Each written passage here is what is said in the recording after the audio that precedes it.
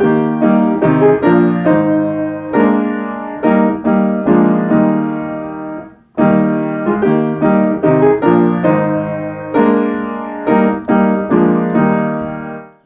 to Cincy Reformed. This is Pastor Brandon. I'm with Christ Reformed Church in Florence, Kentucky, and I'm joined with Pastor Zac, pastor of Ascension Church here in Cincinnati, Ohio.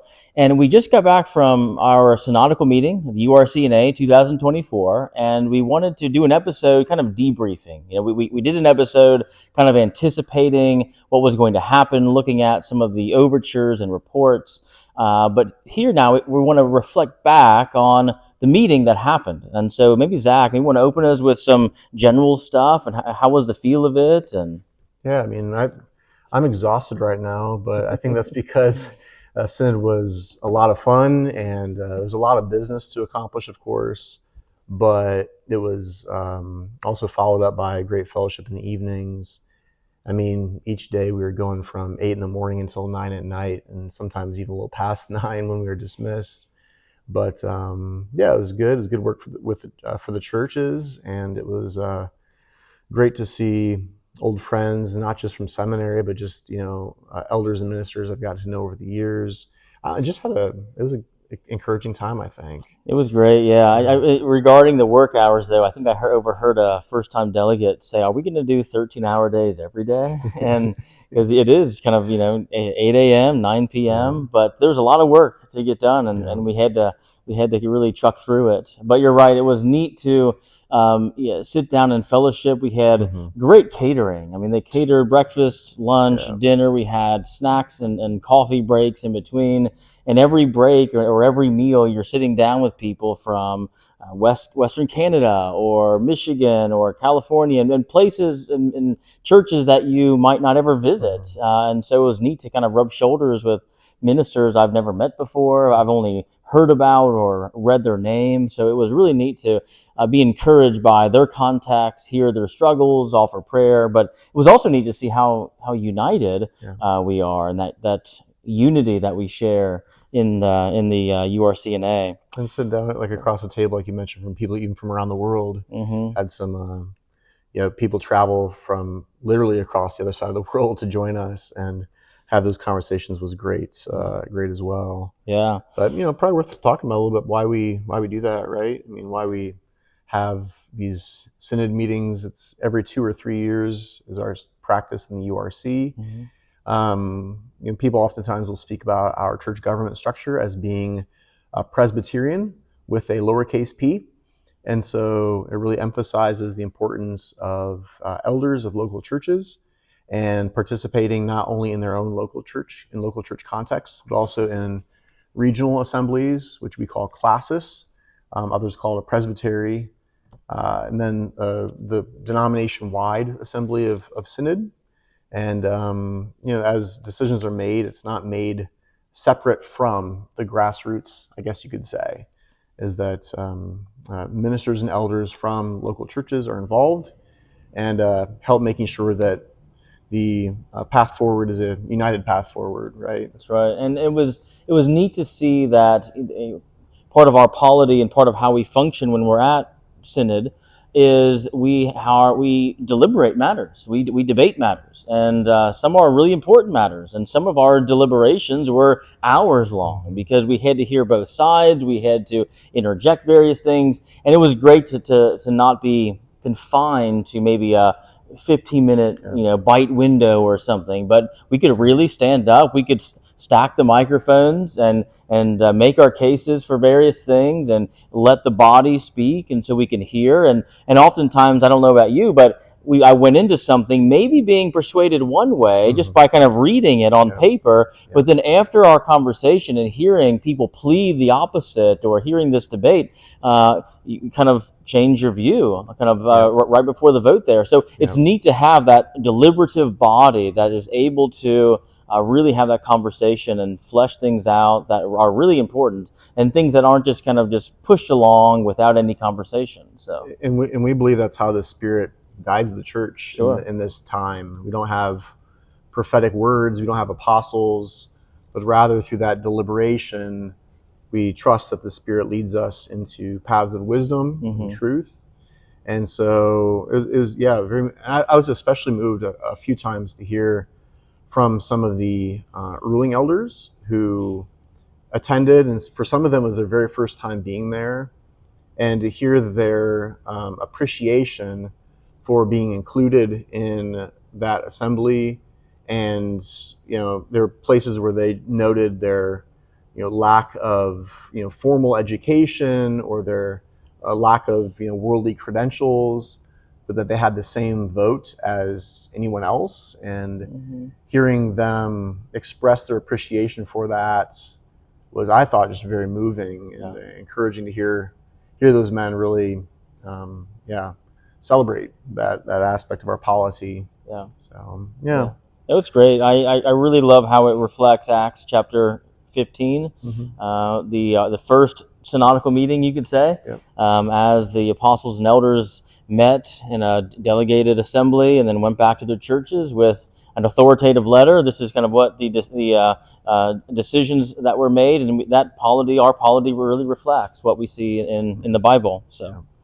Absolutely. So maybe we can jump into some of the overtures and talk about, we were anticipating some of these overtures and talking about where these debates were probably going to happen. But now, on the other side, we can now speak into the appeals, and probably the first one that comes up. Yeah, for sure. I mean, the appeals process is relatively new within our federation. And I think it was 2018 when there was a clarity brought in terms of how to go about appeals. And that was then first utilized at our last synod meeting in 2022. And then at this synodical meeting, there was more clarity, more fleshing out how to go about appeals. And the synod decided to ensure that appeals are really coming from local consistories. And it was one that I was particularly interested in, and engaged in that debate.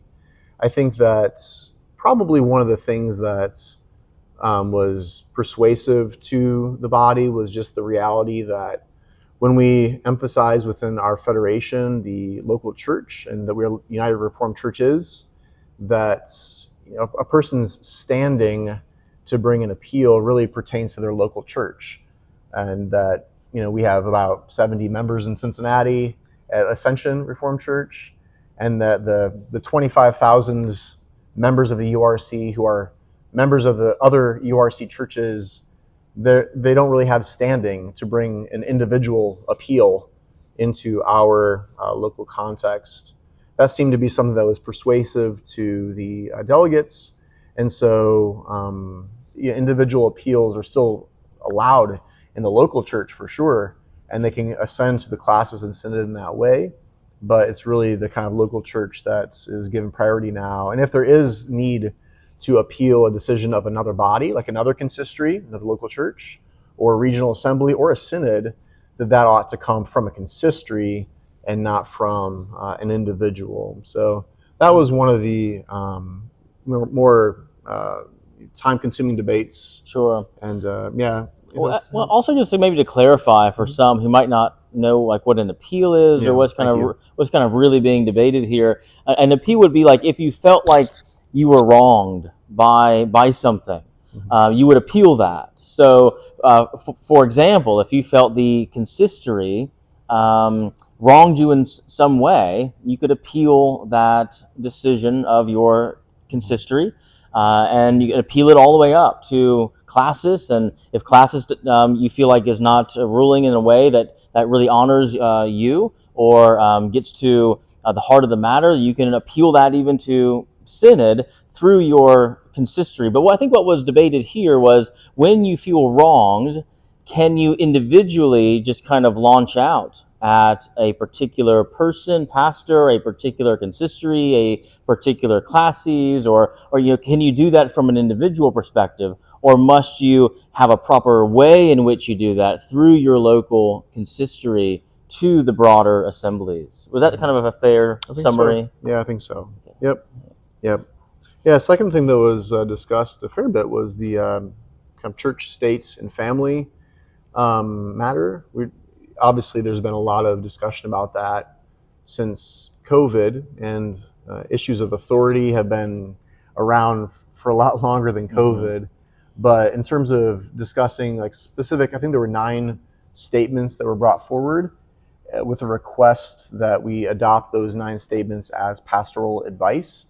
And there were very few gentlemen who disagreed with any of the substance of those 9 points, but it was then decided, it was then voted down because there was a desire to have what could be called maybe a more well-rounded view of church, state, and family authority and the interaction between those. I wouldn't be surprised if at the next synod meeting there is an overture to establish a study committee on the topic, because it is a pretty important one. And I was actually kind of hoping that there might be one struck up at this past meeting, but I'm not sure if that was procedurally inappropriate or there just wasn't the motion made to that effect. But I was kind of surprised that we didn't form a study committee to address it. Yeah. I mean, yeah, I think a study committee would really help in terms of like bringing the church to a kind of a well-rounded view of here's the sphere of the state, here's the sphere of the family, and here's the sphere of the church, and here's the responsibilities that God gave to them, and here's how we properly submit to the state, and kind of get into the weeds a bit of these matters so we can, as churches, have a more kind of robust view of what the Bible says about all of these spheres, how they relate, and how we properly engage them. So, yeah, I think that'll be a great thing to see here in Synod 2026, maybe. Yeah, I hope so. Yeah. I hope so. And speaking of that, maybe we can hit the delegation stuff about synodical delegation. We mentioned that. Sure, yeah. So we mentioned that there was a debate, or there's going to be this overture that was going to propose, instead of churches sending 2 delegates to Synod, what was being proposed was that classes would send delegates. And they would send 6 ministers and 6 elders. And so there would be about 96 delegates from classes. As we have it now, the church is delegate, and so if everybody came, there'd be about 242 delegates, so quite larger.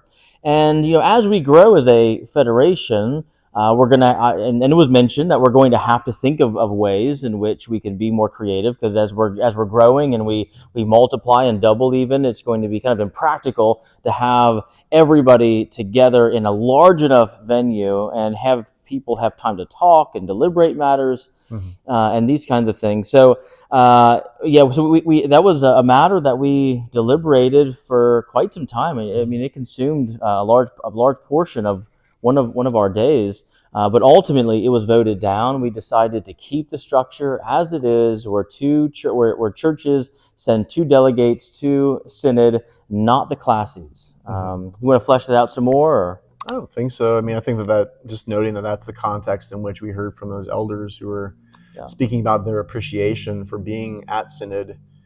They were just articulating that they are concerned that if we moved in the direction of delegation from classis, from the regional assembly, that elders like themselves might never be selected and appointed. And I also think it was noted that Synod is a really great training ground as well. Not only is it great to participate and cast your votes and engage with the discussion, but it's also a great training ground for men to better appreciate our federation and to be more united in the federation and see how things function and appreciate the various angles of what's required to have a healthy federation. So I thought they were very eloquent and persuasive as they spoke about that. Yeah, same. Yeah. There was another big one that we established was we adopted the position of a home missions clerk, and that was certainly encouraging. So it'd be a kind of a secretarial position in order to help the synodical committee on home missions to do the various administrative tasks that are required of them. They found it to be difficult because each of these men on this committee they're pastors, and they're trying to do their ordinary pastoral labors, but then they have all these other tasks for their synodical duties, and so that home missions clerk position was established. One of the things that we felt when we were deliberating about the home missions clerk was that since last synod, the committee has just been stressed in terms of how to keep this thing afloat and who's going to do what, and there really kind of needs to be some sort of organizer, some sort of administrative kind of position that's able to kind of take all of the various pieces, and you can just tell that there was kind of this stress out there, and so I think that this was a really helpful thing in that regard. Yeah. But Zach, we also voted on a loan fund. Yep. So you want to talk about that? Yeah. So at this point, it's a study committee, but the study committee is going to go forward and to investigate what is required to establish a loan fund for our federation. And so the idea of the loan fund is that there would be an ability for churches to get loans, for example, for the purchase of a new building, or maybe for the renovation of a building. Again, we'll have to wait and see what kind of recommendations are brought back. But because traditional lending institutions are now very wary and it's almost impossible for churches to obtain loans, then it was recognized that we really need to figure out how we can take care of each other. And this idea of a loan fund, it very well could relate to like an investment fund that could be invested in by churches in the federation, by individuals in the federation, and to have a higher rate of return than you would have by just putting your money in the bank. And so it's a way of Reformed Christians to take care of Reformed Christians, and we need to figure out how that's going to be handled in a way that respects our form of church government and can be then a blessing to our churches. The Orthodox Presbyterian Church has already offered some of their assistance to us. And so, so then the committee will bring back their recommendations to the next synod meeting in 2026. And so I would anticipate that their recommendations will be adopted and that a fund would then be set up after that. But again, we have to kind of wait and see what's discovered and what's recommended and stuff. So, we had some fun church order edits, unless you want to mention anything about the fund. But no, we had a lot of edits. Oh, boy. Was there close to 100 in total, or maybe over even? I don't even one know. was 64 edits Yeah. in one of them, and then there was more. So might have been well over 100 edits to the church order. Majority of them were minor, bringing just language and wording in line where maybe they were not in line or something. But yeah, again, most were very minor. There was a few points where we did not do the proposed edit, but vast majority were just pretty obvious, right? Yeah, that was tedious. That was tedious. That was long, and just kind of keeping up as you rattled through things from one to the next was hard to do as we try to remember what the issue at hand was. When you have, I think you're right, probably over 100 different proposed edits. One edit we did mention, I believe, in the previous video was that there was going to be this proposal to change catechetical preaching to confessional preaching. That was actually voted down, so we retained catechetical preaching as a phrase, as a term. But yeah, majority of the edits were just obvious and pretty minor. So we also did hear from study reports. We heard from both digital worship and human sexuality. Now, both of these were very timely, I think. I think they were well received, and people realized the importance of them, dealing with especially since COVID, the issue of digital worship. Can I just stay at home and watch a sermon online and call that church? And that report, very clearly, while appreciating the online things and internet things for the shut-ins, for those who are sick and ill, and these kinds of things, but yet it's still not a substitute for church. And that was pretty clear on that, and that was well received, I think, by the delegates. And then human sexuality as well. Yeah, I was on that advisory committee. That was one that I served as the clerk or reporter for, and so we spent a lot of time on that one, working through it with a fine-tooth comb, and it was widely celebrated across the synod. And the committee did an excellent job. So yeah, both of these were adopted. I should say the portions from them, the appropriate portions were adopted as what we call pastoral advice, and then that will be then published and disseminated for printing and sharing within our congregations. there were broader parts of it as well that were encouraged and directed for study to the consistories, like various appendices, various other kinds of resources that could be helpful. And so, yeah, I would anticipate that here in Cincinnati we'll probably have those available before too long, once all the kind of formatting and publishing, hoops to jump through are taken care of. So that should be a resource for us, I think. It was really neat to see how united we were on this. I mean, so the human sexuality report was touching things like pornography, cohabitation, premarital sex. It was touching on gay marriage and homosexuality, not only the act, but even the desire. And I mean, it was very theologically robust, and again, readily received by everybody. I mean, it was just great to kind of see in that room how united we were to that report, and in a day and age when many denominations are not experiencing that. They're experiencing more division on these matters. And so it was neat to see this very robust report come forward that touched on so many things, and we were all just saying, yes, amen, this is what the Bible says, and this is where we're going to stand. So yeah, I really appreciated that. Speaking of encouraging things, I thought it was awesome as well to have the delegates from around the world come and join us. We had the ones that were most notable to me were delegates from India and South Sudan. They came and they traveled. I don't even know how many days it required them to travel to join us in Southern California, but one of them, I think, had to travel to another country to get a flight. And I'm sure that the flight from India is no small thing, but it was just so humbling to hear from them. Both of those federations of churches have experienced a good deal of persecution over the past couple of years.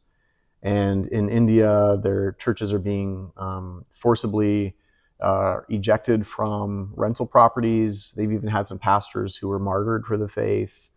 Their churches have grown like just numerically by leaps and bounds over the last number of years, and ridiculous. But they're strongly in need of stability, and so they not only were catching us up in terms of how things are going, but they were also appealing to the URC to help them in terms of establishing church buildings of their own, in order that they're not beholden to landlords and they cannot be kicked out of properties like they have been kicked out and recently as renters. And so, do be in prayer for the Reformed churches and other churches as well in India as persecution increases and as they're contending for the faith that's been delivered once for all to the saints. South Sudan was similar. I think we found out after the gentleman brought his report to us that he himself had actually been, his property had been taken from him, his own house. For 2 years, I believe. Yeah, I think it was. Then later restored to him. But I get, even if you do own your own place, that doesn't guarantee that you'll keep it. And so a good reminder that we're pilgrims in this world. And exiles. Took him 1.5 years, he said, to get a visa just to come to our meeting. I mean, it was just humbling to see all of the hoops that he was jumping through, all the suffering that he experienced, and also too, appealing to the URC for help, asking, they were a very humble man, and he really wanted coaching, guidance. He wanted people to go and have kind of boots on the ground, helping them, showing them the Reformed way. And it was really neat to see how humble he was. Never complained. He didn't even mention his property being taken. That was a different delegate had to bring that up. So it was just really humbling to see all the persecution he's experienced, and then asking for help because he wants to be teachable. That's right. Yeah. Yeah, we heard from denominations as well that were not so far afield. So the Canadian Reformed churches sent a fraternal delegate. It was great to hear from him. We heard from the Orthodox Presbyterian Church also. Both of those addresses were, I felt, very encouraging and moving. We heard from others, the RPCNA, the RCUS, the whole Reformed alphabet soup. It was nice to have those connections and to hear from them and hear their appreciation for us and us for them. So So that was really good. I always enjoy hearing from the fraternal delegates in that sort of a way. Yeah, it was encouraging to see our unity, even as we're in various denominations, but yet being Reformed, Presbyterian, united on so much, and the Orthodox Presbyterian delegate, just mentioning that tears were brought to his eyes as we were singing together from the Trinity Psalter hymnal, and of course that was a joint venture between the URC and OPC. We did that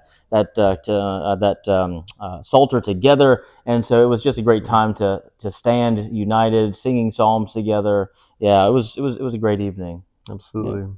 Well, last couple of things we have just to mention. I'll mention the websites that heard from the Web Oversight Committee that yes, indeed, a new website's in the works, and so that's probably going to be a multi-year thing. It's a very big task, and so I look forward to hearing from them in a couple of years in terms of the progress made. But it sounds encouraging in terms of, again, being united on that front to see a new website developed for our various needs.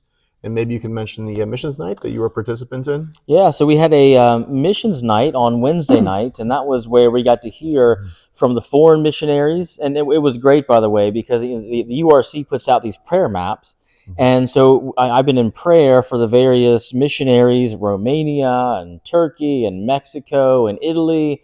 And, a lot of these men I just know by their name, but it was neat to kind of put that face there and talk with them, hear from them, hear their reports, hear their prayer requests, and then not only the foreign missionaries, but also the home missionaries, those church planters. So we got to hear from all of the various church plants. I was able to give a report on Christ Reformed Church in Florence, Kentucky, that was received well. And it was just neat to see, because a lot of these works I had no idea what even existed.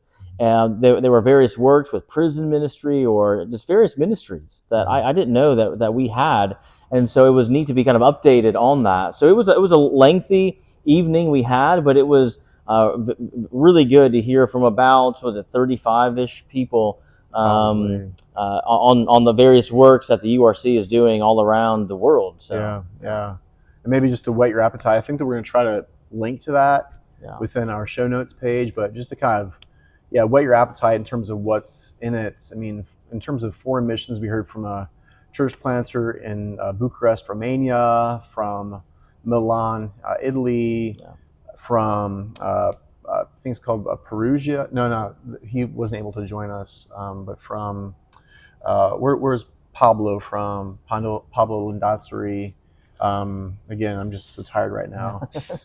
He's in South America, planting churches and establishing a seminary there. That was awesome to hear about from him. We heard also more domestically, like Brandon mentioned, from men who are church planters, and they're all across the Canada and the U.S., also from Mexico as well. But then there are also unique missions, like you mentioned, seminary, like a sort of a Bible college / seminary in a prison context. Men who are doing multimedia seminary for the third world countries. A young man in Iowa who's seeking to plant a church amongst Spanish speakers. A lot of different things like that. Yeah, so very, very diverse, even though, church planting is kind of the bread and butter. It's neat to see and hear about others. Niagara Falls, church planter up there. There's a Muslim TV ministry in the language of Islam. And then there's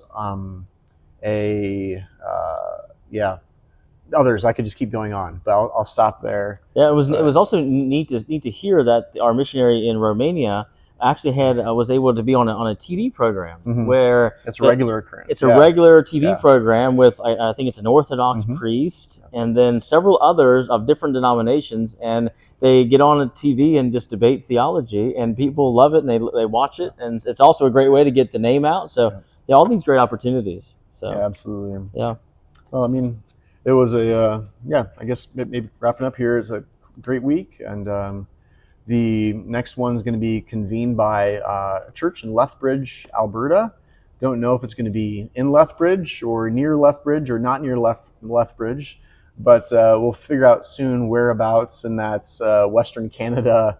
It's going to be convened in 2026, but I'm definitely glad that we maintained that approach of sending 2 delegates per consistory, because I really want to go and see the brothers again. I look forward to it already, even though I'm absolutely positively exhausted right now. But maybe by this coming Sunday, I'll be feeling more like myself. Yeah. But I guess until next week, for Pastor Brandon, I'm Zach. Thanks so much for joining us on the Cincy Reformed podcast. You can check out our other episodes at cincyreformed.org. Check out Christ Reformed Church in Northern Kentucky, Ascension Reformed Church that is still worshiping the West Side, but will soon, Lord willing, relocate here into the heart of Cincinnati. We're looking forward to that very much. And if you're interested in helping out our capital campaign, please go to our website, still westsidereformed.org, soon to become ascensionreformed.org, and check that out as well. But again, thanks for joining with us, and we hope that you have a blessed week. God bless. Thanks.